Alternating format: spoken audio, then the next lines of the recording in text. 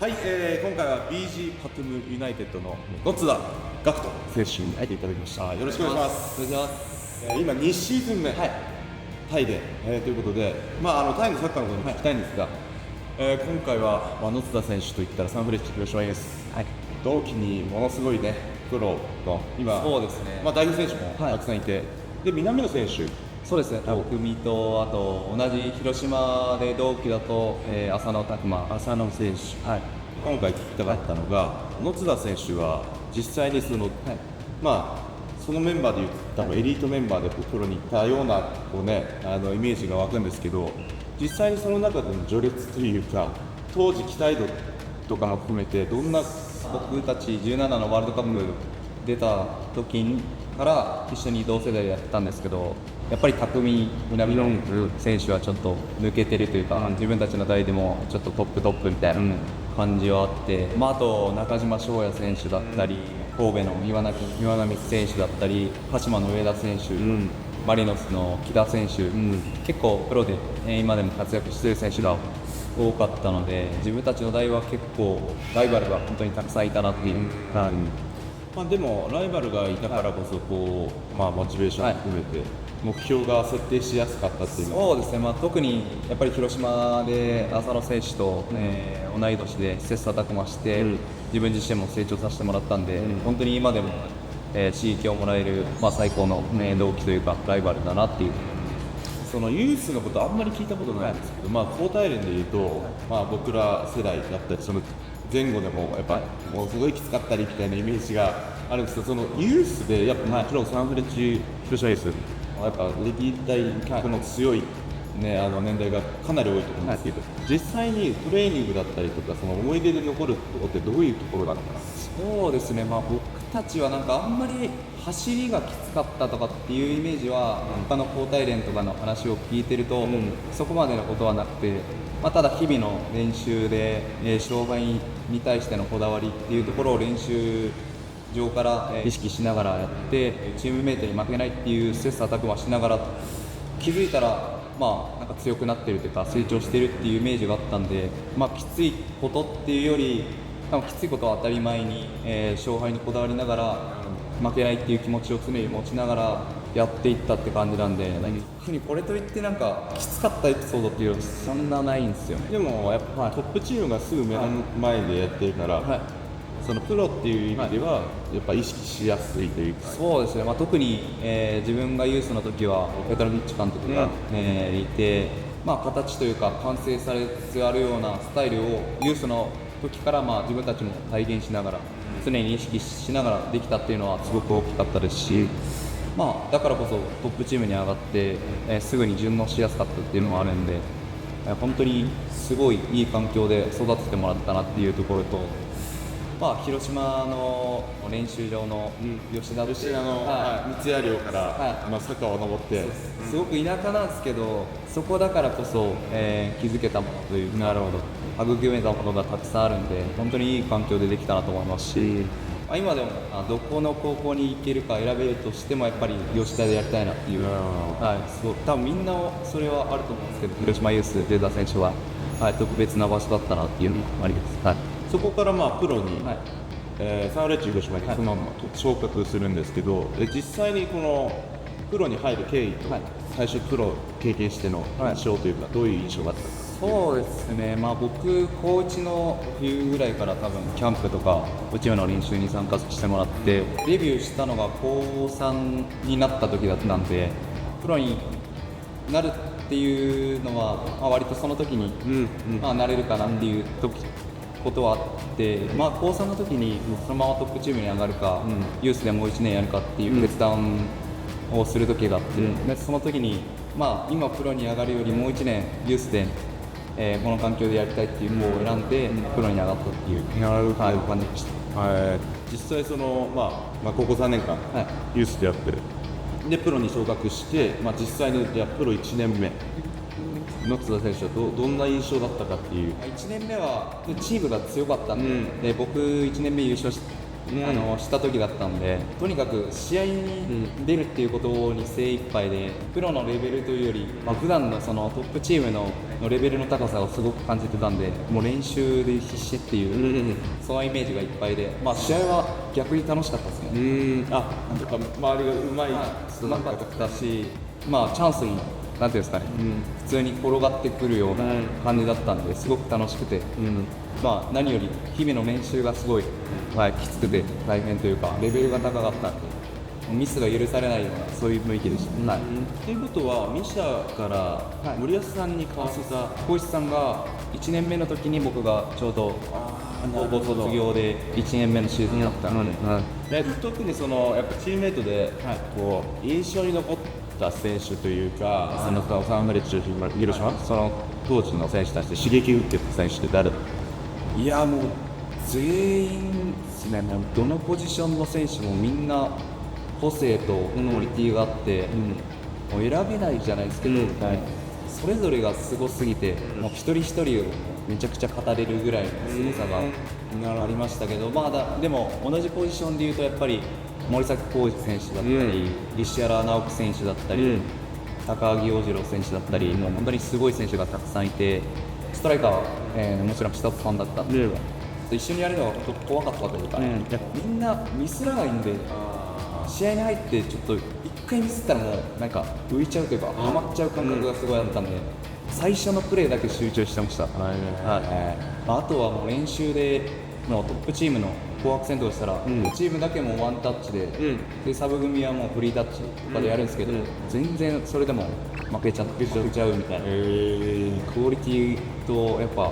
何個も先までみんなのプレーが共有できてるっていう、多分裏はそうだと思うんです、西田のもだったのが分かります。あとはもう森崎和之さんと、青山選手のダブルボランチがちょっとすごすぎました。タイプ似てるよね、2人とも割と。そうです、2人ともなんか試合の状況を読んでコントロールして、かつやっぱり技術がすごかったんで、カズさんはどっちかというと、試合の流れを読んでコントロールして、危機察知もすごかったですし、苦しい時に助けてくれるというイメージで、青君はそれプラスちょっと一発の局面を打開するような、確かスピードだったり、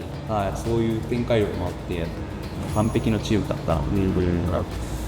ます。それからっていうことで言えば、サンフレッチェ広島で始まって、でその後清水エスパルス、そう最初16年新潟1年行って、新潟入って、そうです、そこからその次の年に半年だけ清水エスパルスで、仙台に移籍して1年半仙台、バンフォーレも、1年間在籍させてもらって、その各チームその、移籍のタイミングっていうのはどういう経緯ですか？そうですね、16年のその最初の移籍がアルビレックス新潟だったんですけど、その年にオリンピックがあって、最終予選にちょっと怪我で出れなくて、でもうその年にオリンピックがあるんで、これ試合に活躍してないと選ばれないっていう期間があった中で、最初のシーズン始まって割と初めの方にもう試合全然出れなくて、3、4試合ぐらいでも切羽詰まってて、この状況では絶対選ばれないっていうのがあったんで、慌てて移籍期間ギリギリで代理人に探してくださいっていうので、新潟からオファーが来て、自分自身なんていうんですかね、もう焦りすぎて広島から出るっていうことのなんか重大さというか、自分の中でそういうものもなく勢いで踏み出しちゃったっていうことで、後々になってそうですね、びっくりしたというか、あの時余裕なかったなというか、オリンピックっていう目標があって、ただやっぱり出たことによってすごくいろんな自分の中で、幅が広がったというか、今まで広島でしか、プレーもしてなかったですし、サッカーもしてなかったんで、こんないろんな、なんかスタイルというか環境もそうですし、違う世界があるっていう文化で、いろんなチームに行けて本当自分にとって良かったかなっていう。バンフォーレ最後の年、1年間やってのそのタイの移籍になるんですけど、ここはまたどうしてそのタイを選択したのかっていう。甲府から帰ってきて、で広島で、戻って試合に出させてもらって、3年ぐらいやったんですけど、最初の 1,2 年ぐらいは試合に出てたんですけど、去年のシーズンが始まってから試合になかなか出られないっていう時期が続いて、自分の中でもう広島から出ないっていう風に自分の中では心に決めてたものがあったんですけど、やっぱり選手として自分も移籍をたくさん重ねた中で、やっぱ試合に出ないと、選手としての価値もそうですけど、自分自身何も残らないなっていう風に思った中で、このままじゃまずいっていう思いもあって、試合に出たいですっていう思いもあって代理人にちょっと考えたいんですよねっていう風に話を振ったら、1週間以内ぐらいに最初にこの BG からオファーをいただいて、で最初はちょっとそこから来るんだみたいな感じで全然イメージわからなかったんですよ。考えれば考えるほどなんかでもいいかもなと思って、自分もなんかもう4チーム5チーム移籍した中で、もう広島からやっぱり愛情もあるので、J リーグが他のチームに行くよりは思い切って海外に行ってみたいなっていう気持ちもあって、調べていく中で、チャナティック選手もいて、広島でやってたティーラシン選手もいて、もともと自分も海外でやりたいっていう思いもやっぱあったんで、思い切って出てみようかなっていう、そういう気持ちになって決断しました。環境面でいうと、暑さはタイ来て分かったのが、今日本の方が暑い。そうっすよね。全然みんなに言われます。タイ来たら湿度やばくて、ACL 高かったりしたら、もうこんなところで絶対プレーできないと思ったら、今環境面で言うとちょっと僕もびっくりして、あれ日本の方が暑くないね、そうだよね。だし夕方練習なんで、そんなに暑さ感じないんですよ。タイリーグのレベル感でいうと、その BG だったり、バンコクだったりとか、強豪チームが何チームかある中で、そこら辺のレベル感っていうのはどういう感じなのか。そうですね、やっぱりスタイルがまず日本と全くやっぱり違うくて、ピッチのその環境だったり、タイリーグのスタイルっていうのがあって、やっぱ日本はチームでコンパクトに守って速い展開でっていう感じなんですけど、タイはやっぱり個人というか、スペースが割とある中でどうやって、個人で打開していくかとか、カウンターが多かったりとか、そういった部分で、だいぶ異なるなっていうのがあって、上位の4チームぐらいですかね、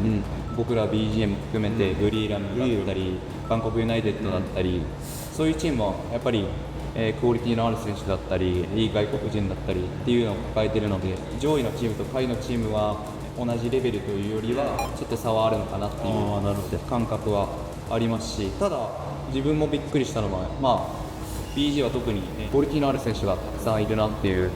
イメージがすごいあって、自分でなんとかする能力だったり、自分で剥がしたり自分でやりきったりっていう部分に関してはすごくいいものを持ってる選手がたくさんいるなっていう、すごく来て面白いなと思いましたし、自分自身がやっぱチームの中で生きるっていうサッカーで今まで育ってきてたんで、新しい感覚というか、自分ももっと成長しないといけないなっていう風に感じたんで、今本当に来て、そういう部分を知れたっていうのは本当に良かったなと思います。設備面もすごいね。これJリーグで見たことないぐらいの敷地と、すごいです。僕もここまで環境は見たことはあんまなかったんで、め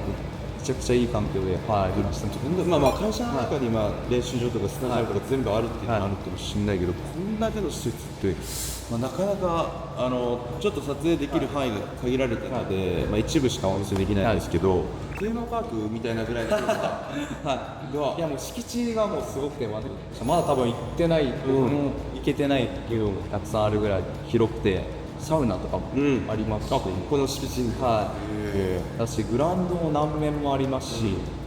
レストランとかもありますし、びっくりしました。本当にリアルに車で移動しないとかなり広すぎて、絶対無理です。そんな敷地ですよね。ACL は出場はACL2 の方に出場することになったので、もし日本のチームとできるとしたらガンバ大阪ともしかしたらっていうのがあります。これからちょうど脂の乗った年頃になっていると思うので、今後の夏大使頑張ってしよう。タイに来たからには、やっぱりこのチームのためにやりたいっていう思いが今すごく強いですし、すごく本当に素晴らしいチームなんで、まずはこのチームに来られたっていうことの恩返しじゃないですけど、このチームにタイトルをもたらしたいなっていうふうに思いますし、その上でやっぱ BCL、今年2に出るので、そこで、上を目指してやりたいっていう気持ちと、今年